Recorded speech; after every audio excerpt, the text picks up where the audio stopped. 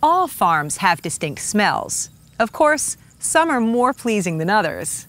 The only thing better than this next farm's fragrance is its stunning landscape.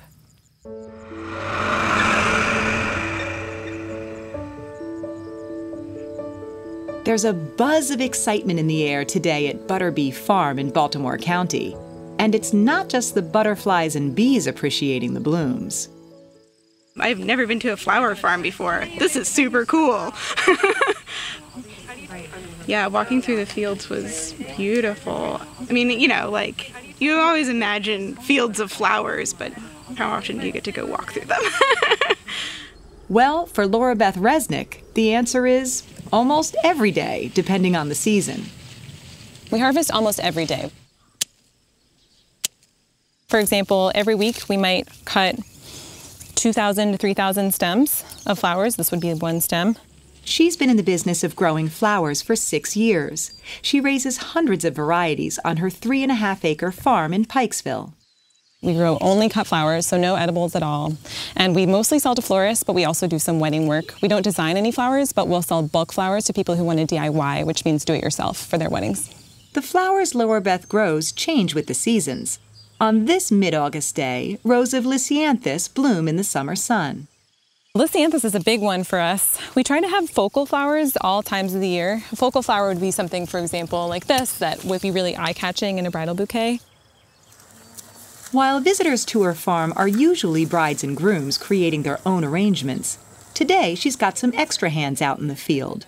But these visitors are waiting to be crowned. Out here we're cutting some different blooms and foliage that we're going to be putting in our head crowns.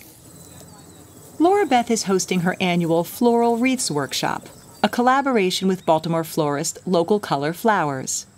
I sell to them a lot. Probably 40% of our sales go to Local Color Flowers. And then beyond that, we do events together. So we teach workshops about small business, and we teach farmer florist workshops about how to start your farm and then how to use the flowers in your own design work. And we try to work together as much as we can because it's just really fun. Before they get started on making their floral head crowns, Laura Beth gives her guests a farm tour and a quick lesson on how to harvest. Not every bloom gets the same cut. We're trying to get these zinnias to branch more and produce more because they're what's called cut and come again flowers, meaning that you cut them and then they'll burst back into bloom and we can cut more. Today's harvest includes plants that are able to last long without water and those that dry well. They're the ideal pick for the head crowns. We can't use anything sensitive like basil or any other herbs, so we'll use stronger things like woody herbs like rosemary or sage as the base, and then we'll put flowers around the foliage. After the harvest, participants are ready to create their crowns. Florist Brittany Baltimore leads the class. So we're going to start with our felt wire. So what you're going to do is you're going to sort of measure your head, and you're going to place the felt wire on your head where you want your crown to go. Of course, there's a bit of a learning curve. You don't cut the wire until the end. So you just keep it sort of as taut as you can, and then every time you place a new bunch, you're going to continue to wire. If your wire does get tangled, then we will cut it. It's not a big deal. Securing the flowers onto the wire is the most challenging part, at least when you first get started. It's just like a technique that gets easier as you continue to do it. So, you know, I'm making my, 100th flower crown. So it's easy for me, but it's hard for people, if they're making the first one, to just get the mechanics down. It looks like this group has mastered the technique pretty quickly. It's coming along pretty well, I think. I'm used to working with just fake flowers, so this is kind of a new experience. It's been a lot of fun, and they smell way better than fake flowers.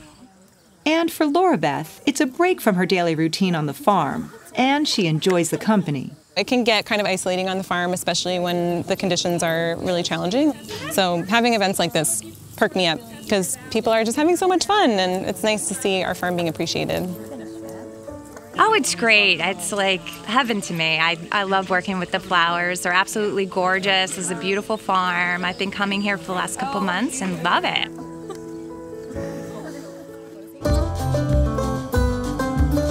You can find blooms from Butterbee Farms at about 50 different florists in the Baltimore-Washington region.